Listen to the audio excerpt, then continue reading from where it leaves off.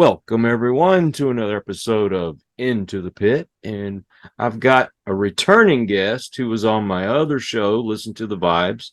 He's an IT expert, and he was talking about all these innovations in the medical field with the tech and software and all this cool stuff. And he's a paranormal investigator, just like I am. And of course, he's a little more extensive than what I usually do. But I told him, hey, man, you need to come back and tell some of your stories. So we're going to listen to those stories today. And before we get into that, Tom Cochway, tell us a hmm little bit more about you and the paranormal and how you got into it and all that good stuff. All right. Well, thank you, first of all, Kyle, for having me back on, and greetings to your pit crew, I guess, and everybody listening. I'm happy to be back. I'm happy to be on and talk about my stories. But yeah, so I've been a paranormal fan growing up. I'd like to say I got a little bit lucky. In the household that I was raised, it was talked about fairly often. So it wasn't like something that was just like, I was a weirdo or anything like that, which I am, but they didn't know that back then. So, we were talking about it fairly often. I like to say we were in X-Files house, unsolved mysteries, that sort of thing. We loved anything that was like alternative in that realm. So, that really kicked a lot of things off. And in the paranormal realm, I'm equal opportunity. Bring me your cryptid story, bring me your ghost story, bring me your UFO story, anything supernatural. I'll listen to. It might not agree with all of it, but I will definitely listen, because there is more to this world than what we see. And it's just a matter of time before that gets out there. But what I'm doing now is I'm a part of the Free Spirit Paranormal Society. We're the Free Spirit Paranormal Investigators, and we are based out of Philadelphia and the surrounding counties of Philadelphia. And we do free house calls for people who might have something going on in their house. We also do businesses, cemeteries, you name it. We're do it for the love of the paranormal. I mean, we take ourselves pretty seriously. So if, for example, say Kyle, you had your house haunted and you called us, right? We would take your, information down. We would take a few stories about what we had, but we wouldn't really tell everybody everything, because we don't want people to come in with a certain preconceived notion of what's going on in your house. We want to know the basics. It's paranormal. We've had things, and that's it. That's really all we would need. We don't charge anything. We come in, we do our investigations.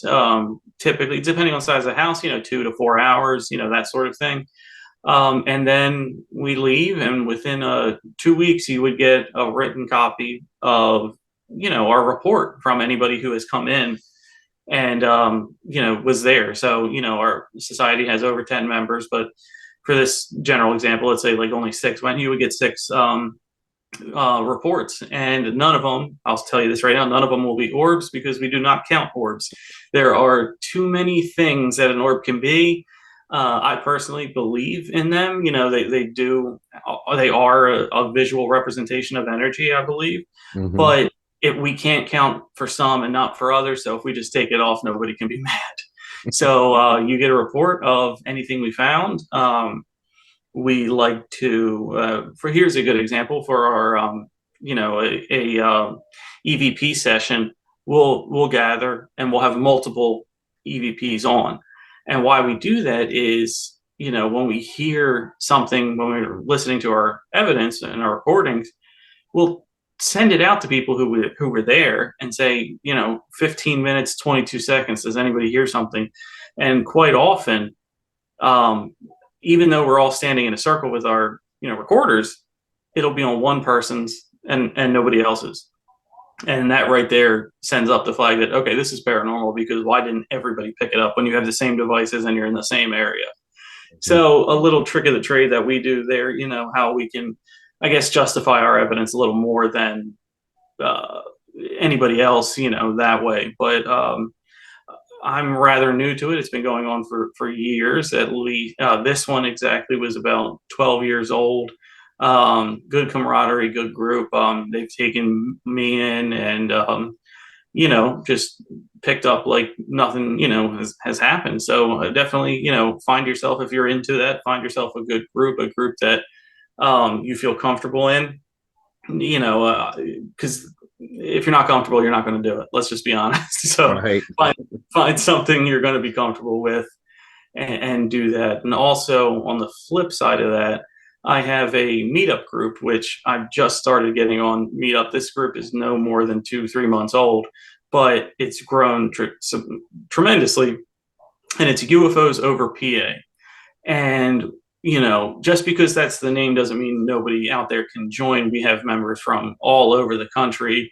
And we might be changing the name soon because it did start off as just a local group, but we found, through doing interviews myself, people want to come and they want a space where they can talk about anything paranormal. And just because UFOs in the title doesn't mean really anything. People have talked about astral projection, cryptids, time loss, even abductions, and military service, things they've seen in the military.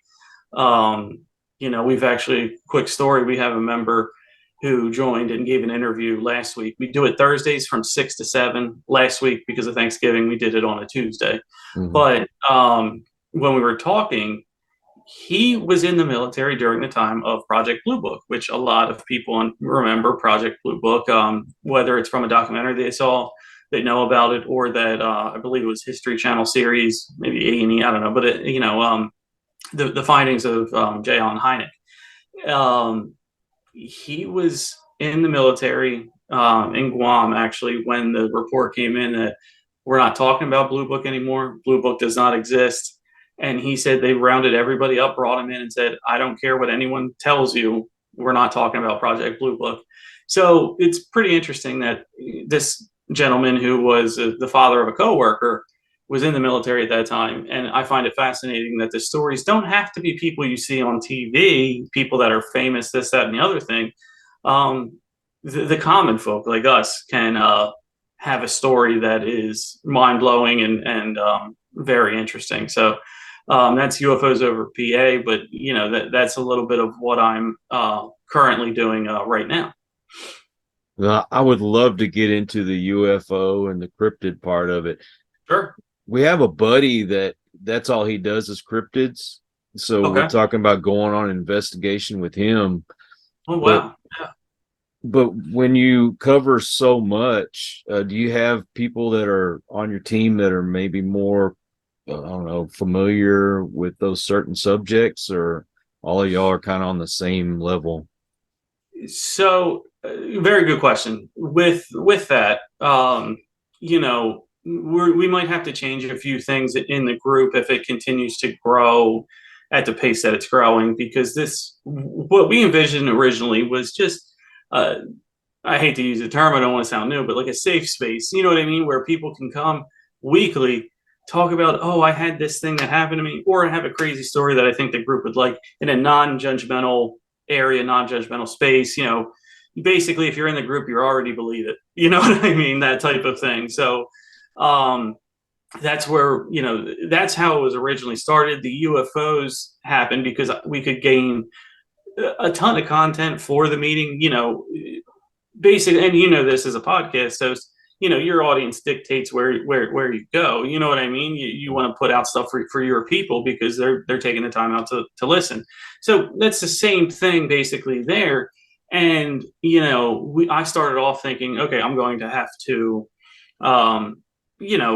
teach a class. I don't know the best way to put it, like every, for an hour every day. So I would hop on MUFON, get a couple of reports or things like that have happened over the last week, wherever, whether they're over PA, obviously they got prioritized first, or, just something that was interesting, and talk about it. But really, we haven't done that in a while because people want to come on. They're like, I have a story that happened to me and I can't explain it. And they just want to get it out. Yeah. And they keep coming back because the audience that was good to them, they can now be that audience good to another person. Mm-hmm. You know what I mean? So it's almost paying it forward in a paranormal sense. So to say all that with the cryptids, We found people who are generally interested in the cryptids, but we're still the geographic area that we have. We're more in the city. You know what I mean? You don't have many of them around.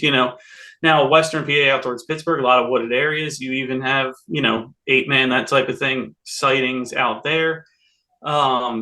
People talk about orbs or UFOs, but we're open to the cryptid portion of it. But I found that if it were geographical, many East Coast stick to UFO and paranormal.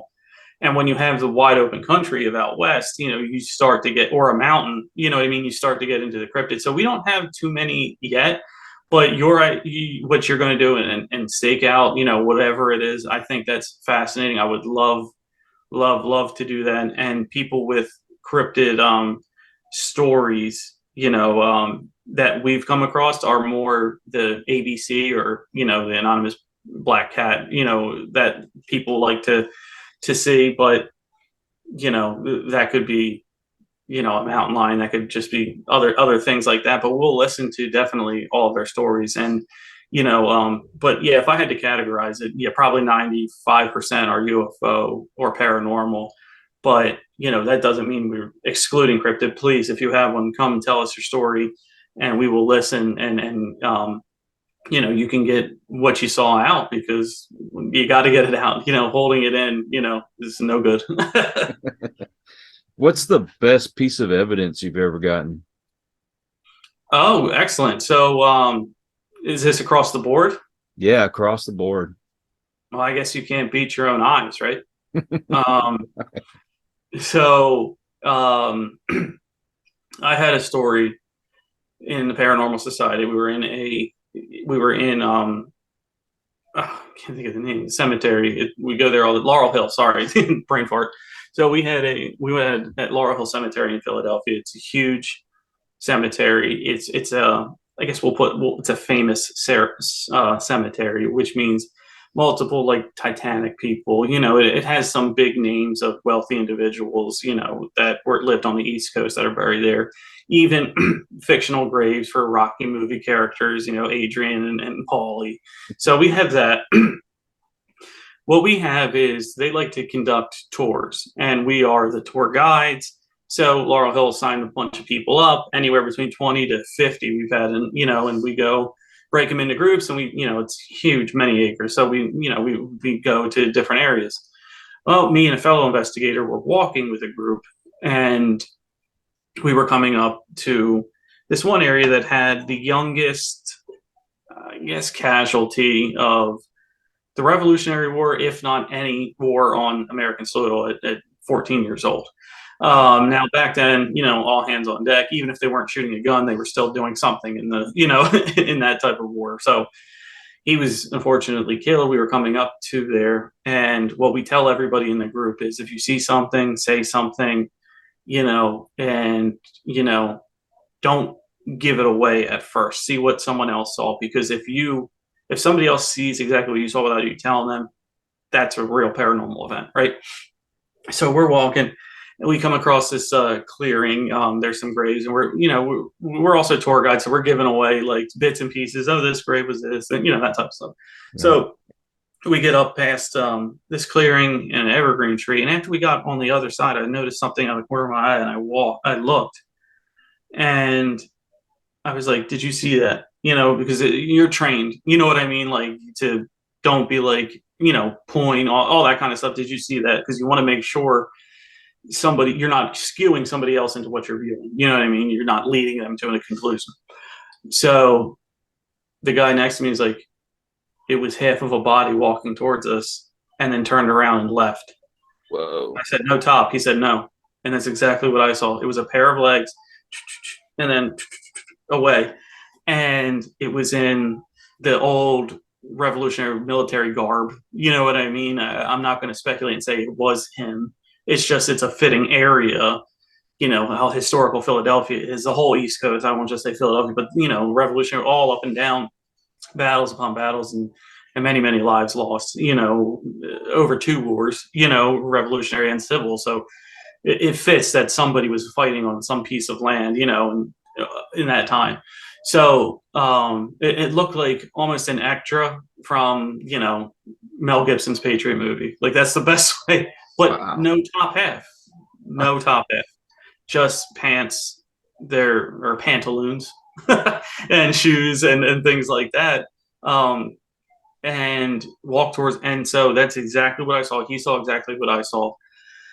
When we stopped, somebody in the back said, "Did anyone see that?" I was like, "Oh, so now we got a civilian, right?" So then we Right. got one of them talking, and I turned around and I said, "Don't.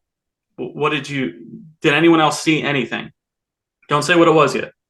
Did anyone else see anything?" Two other people raised their hand, and there was about 6 or 7 others who didn't. And they said, "I said, well, all right.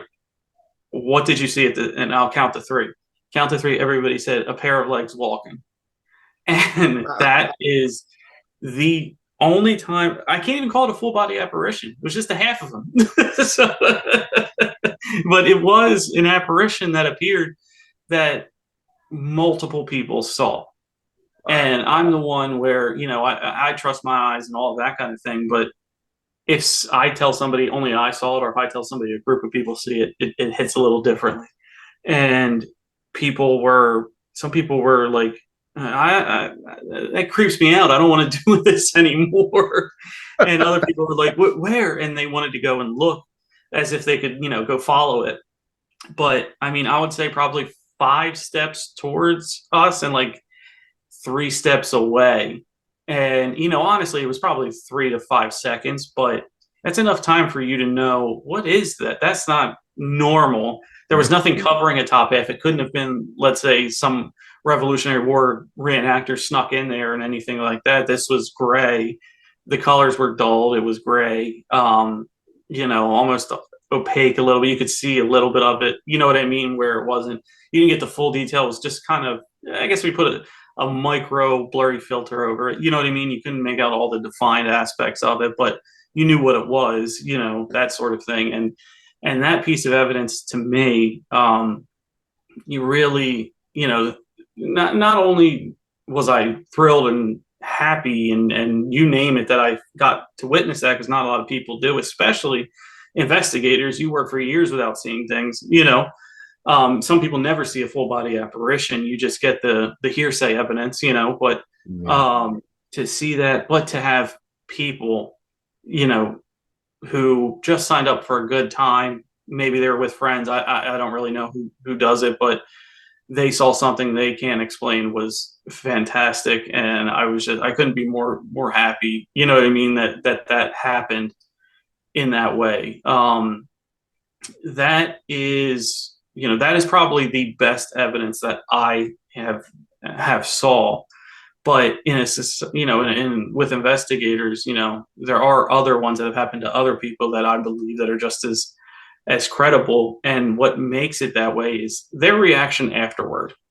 Even if you've done this for a while, right? You've done it. When you see something that, let's say, spooks you, you have a physical reaction to it, maybe sweaty, or you're hyperventilating. You know what I mean? That's something that not many people realize, that when you have something like this, you do have a physical reaction. It's not just, oh, that was nice. You know what I mean? And so Yeah. one time, I'll tell you this other one, and this is probably the best, evidence that this gentleman had was, we were in I guess a caretaker's house on a property in a cemetery. And now it's like the business office, whatever you want to call it, for the cemetery. But years ago, it was the caretaker would live on the property. He would go, he would take care of this, that, and the other things, make sure teens aren't having sex and whatnot, so that sort of thing. And, this was upstairs. So the business office was downstairs. There was this old rickety, I mean, this 1900s, no later than 1920, I would say, that house construction, because it was old. So we had an upstairs. We were doing the investigation upstairs, and some were downstairs doing just general K2s to see if there was anything behind. Because in the old building, you get electronic, you get EMF interference, things like that. That's nothing normal, or paranormal. So you want to get your baseline downstairs to see, okay, if we're upstairs over this area, we might get a faux reading. So he's upstairs, he's walking around. I'm at the top of the stairs at the landing, looking into a room, and at this point, we were setting up for the investigation. We weren't middle, and I mean, it hadn't really started. They were taking their ground readings down there, and we were just upstairs looking at, tripod areas and things like that. So I'm setting up a tripod going into one room that was supposed to be the bedroom, and you want to capture the more high potential areas, I should say. So he's down in a separate bedroom trying to get the hallway, and he's leaning down to like halfway in a closet. And he told me he heard, or he felt somebody in the room, and he heard somebody like at the doorway, and we're not doing the investigation yet. He just thought it was me. And he's down in his bag looking, and he said he was freaked out. And it even freaks me out too, because I can't imagine the visual, but he's down, and he said he just saw a head like next to him, like turn and face him like this, on like you lean down and look up while you're in your bag. And he screamed. Unnatural. He said nobody's head can turn 180 degrees like that. You know what I mean? So it's like bent down or side of him and then turned its head like up, like looking into his face, like right in front of his bag. Old weathered man. He said he screamed. Everybody ran upstairs. We got to him. And by the time we got to him, I mean, I was closest to him. I got to him in about 4 seconds, maybe, if that. Sweating, red, almost hyperventilating. And, we're not actors. we can't do that on command. But he's like looking around. He's like, "What? Were you in the room?" And asking me. You know what I mean? I was like, "No, I was at the landing. I was putting the GoPro down this way, into the room."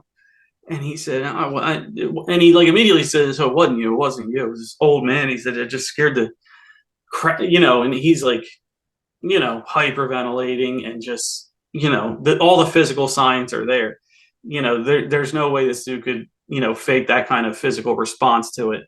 And when he explained it to all of us, we got out our, K2s, or electronic voice recorder.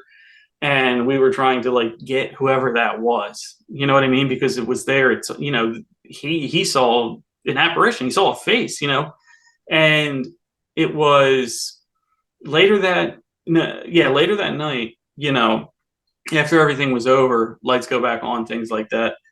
They had a history book downstairs in their business office. I said, let's open it and see if we can see anyone. And it talked about caretakers living in that house. And, one of their main jobs was to keep people away. So what we were thinking was maybe, you're rummaging through. This was my room. You're rummaging through, who are you? And, maybe I can scare you away. But those two things are, whenever people tell me, are the stories that always come to my mind about, how real it can get, the physical emotion that goes behind it. And it's things that, other people have seen that, and also I have seen that really corroborate it. Because I can get you, EVR, or EVP session recording. Obviously, I told you about, orbs and things like that. Unembodied mists, smoke, things like that. We're not permitted to smoke on an investigation or vape because of that exact reason, Mm-hmm. So, but, those are hearsay. But when you see a human that appears not human, that one, that'll always get me to perk my ears up. Well, I've never seen anything like an apparition with my eyes, but I've caught stuff on camera. Okay. Got a few recordings and a couple of pictures, and we'll post every once in a while. But because I'm very skeptical, I very rarely post anything. But do y'all put stuff on your social media or your website? Absolutely. Absolutely. So if you go to fspi.com, which is Free Spirit Paranormal Investigators, even though we're Society, I is in our web URL. So FSPI, you'll see some of our best evidence that we put on there, which, we want to consider that page a living document. If something, you know what I mean? Right. the top 5, 6, 8 things go on there, and then we'll archive the rest of it. We're not going to take it away, but you can find it in a different folder, things like that. But absolutely, because you know it's real to a lot of people. Now I can talk about a cemetery, I can talk about a business, a bar, things like that. The more common places for commercial haunts, I'll call them. But when you get to a house, and when you get to real everyday people who have had things in there, you want to do your best to calm their mind. Whether it's, oh, we didn't catch anything, that doesn't mean it's not haunted. It just means at that given time it didn't want to show itself. I mean, spirits embody a personality of the person that was living. What if they were shy? What if they were a jerk? You know what I mean? And you see that in the paranormal realm too. Not all haunts are the same. Some might be broken glass, broken dishes, things like that. And some might be a door opening or closing. There's multiple different types of haunts. You got the residual ones, which is like the everyday haunt. And then you got the intelligent ones where they're trying to communicate with you for whatever reason. You do get into the darker energies and the demonic ones, but that's where everyone's mind goes to first. Mm-hmm. But honestly, is probably the lowest percentage of what all the other ones are. But still, that doesn't mean they don't want it. You could have a happy ghost child playing, rolling a ball, things like that. I don't care. It still scares me. I don't want it. So we want to bring peace of mind. And if it's not there, say, hey, we didn't catch anything. Maybe that gives them peace of mind. But if we do catch something, say, hey, this was engaging with us. Our leader is an empath. He didn't pick up on any dark energy. He didn't pick up on anything. But if you still don't want it here, you can go the church route. You can try it yourself with sage and holy water. Here's where you go. Because look, everybody's different. Some like it, and some don't. But we really want to cater to everybody. Bars, they're gonna think it's fun. They're gonna talk about it. It's gonna be part of their lore. If we got a name, I'm sure it would be incorporated into a drink or an appetizer, right? Cemeteries are great, but that's more of the social gathering. It's a bunch of friends who have an interest in it that want a tour around the cemetery. The houses, you really feel for those people because look, you don't know their financial situation. They might not be able to sell. They might not be able to get another place. They might have to cohabitate with this thing, and you just feel for them because they might feel trapped. They might feel I can't go anywhere.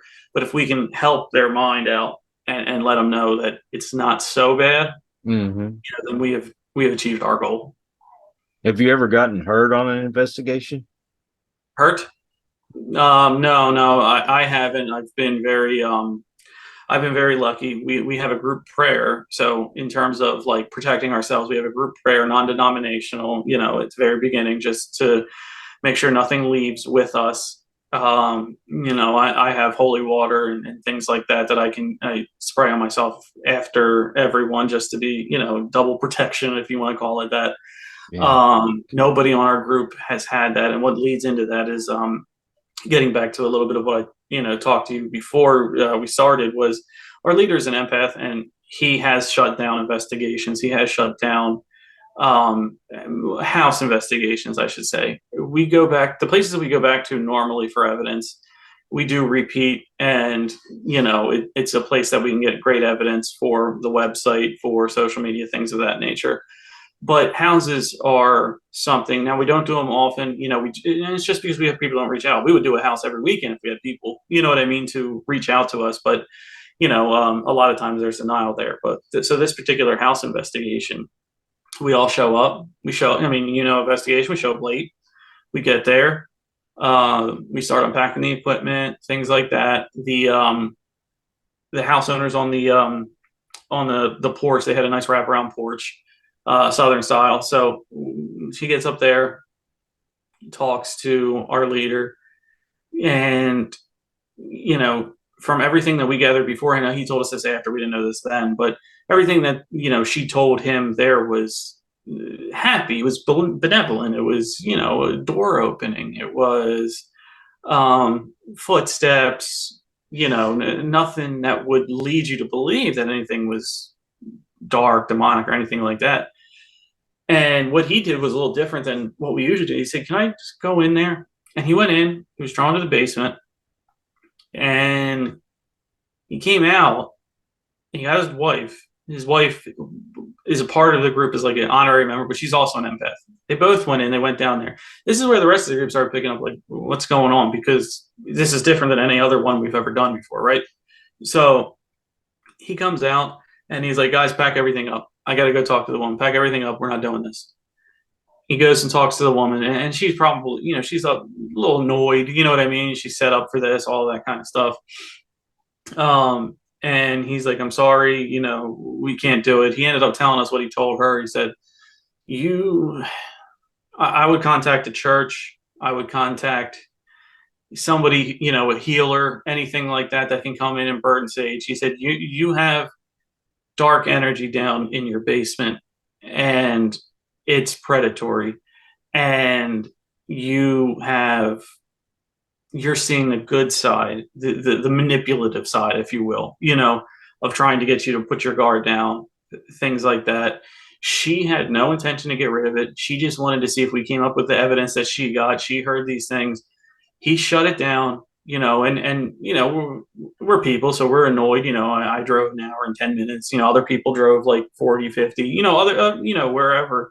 Right. Late at night on a weekend, you cancel plans. Some people had to get sitters for their, children or things like that. And he's like, I really apologize because, I know you have done things in your personal life to get here, but we're not a dark energy investigation place. I don't want anything to attach to people. And, for that reason, we're not going in there. And laid out exactly what I just told you about dark energy. It's manipulating her. It's trying to take over her. It's giving her all of the good, fun stuff at first.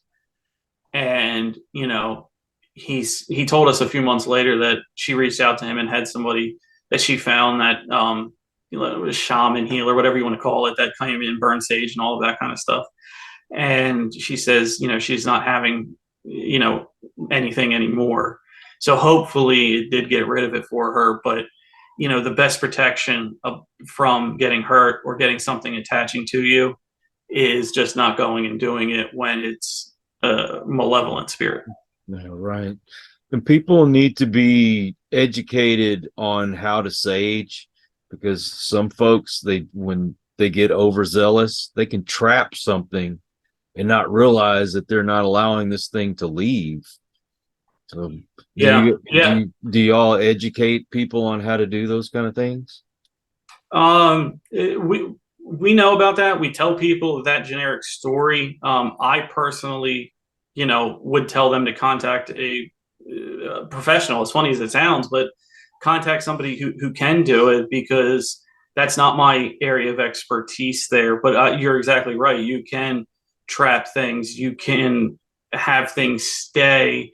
The classic case is like a Ouija board. People have opened a Ouija board, summoned something, and burn the board, right? And so you never close that loop. These are all loops. You have to close that loop so it doesn't come back. And if you don't do that and you destroy its entrance, that gateway is wide open. And next time it might not be the same thing that comes through. So, I'm not going to sit there and pretend to be, here's what you have to do, A, B, C, D, E. You know what I mean? I'm not going to pretend to be that guy, because I'm going to hurt somebody when I'm trying to help them. And that's the last thing as anybody wants to do in the paranormal realm, is hurt somebody. We're here for evidence. We're here to help people, and they go hand in hand. So if I start talking out my ass, excuse my language, about, how to burn sage, how to close loops, how to, rid your home, or even if it ever got to it, like an exorcism point, I'm hurting them. And that's like, that's against rule number one, is evidence and helping people. That's what we do it for. If you're not doing it for either of those reasons, then you need to look yourself in the mirror. If somebody's watching this or listening to this and they just want to reach out to you and tell you a story or ask you a question, Absolutely. uh, how do they get a hold of you? Sure. So, well, I'll give my personal email, tcahure87 at gmail.com. Write to me. UFOs over PA on Meetup. That has a messaging feature on there. Just join the group. It doesn't cost anything to make an account. Doesn't cost anything to sign up. So get to me there, or you can get to me on Twitter at Tom Conway, TomCahue. So those means you definitely can get to me, reach out to me, socials, Tom Conway on Facebook, but anything you want to do to get a hold, because I want people to realize they have a place to do this, to get this out at. And I never realized the power in that until I've had people. And this started, I'll tell you a quick story. This started at my work, to be very honest with you. So we had some kind of company training, yada yada, whatever, you know how it goes. So we had some kind of company training, and they asked people to go around and say a fact about themselves. Somebody in the back had mentioned, I love anything horror. Now, for you, me, paranormal people, ears, like perk up, like I gotta go talk to that person. So, if you like horror, you're probably into what we do. So, later I went and talked and said, hey, and it got to I'm like, do you have you had any kind of like experiences in horror, and horror is just the key word for paranormal, so we were in horror, and they're like, oh, I've had somebody with me my entire life, and it showed itself to me when I was 6, and it showed itself to my kids when they were 6, and just creepy things, not creepy, but like, fun creepy stories like that, where we're at work and like, oh, I didn't, somebody else, right, somebody else was walking by, heard us, came in and said, I am so happy that I have you people to talk to, because I have all of these things, and my husband doesn't really believe in it, so I can't talk to him, and my friends don't really believe in it. And so that type of thing just grew. And I said, hey, I have this meetup group, we meet every month, just come tell your stories, and people listen and ask you questions on it and see how you feel after. They both did. They both came to me the next day and was like, oh man, I feel great. Like, it was great. I felt so bonded to everybody, and which is kind of another story. But when you meet somebody who else is paranormal and you just share a little bit of your stories in theirs, you bond much more deeper than like if you just met them out, right? It's uncanny how deep a bond can go just from a conversation about something that is, I guess, still taboo, but making that group come and tell your story, see how good you feel afterwards when you have a group of people listening, like looking, waiting on, hanging on your word, asking you questions. Did you think it was this or that? You know what I mean? And you have follow-up questions, and people talk, people can relate that to their story or something else. And listen, you're not doing anything crazy. You're sitting on in front of your laptop, your phone, what have you, for an hour, and people generally want to hear what you're talking about because it's something that has happened to them, and who can relate more than somebody who's actually been through a lot of the things you have.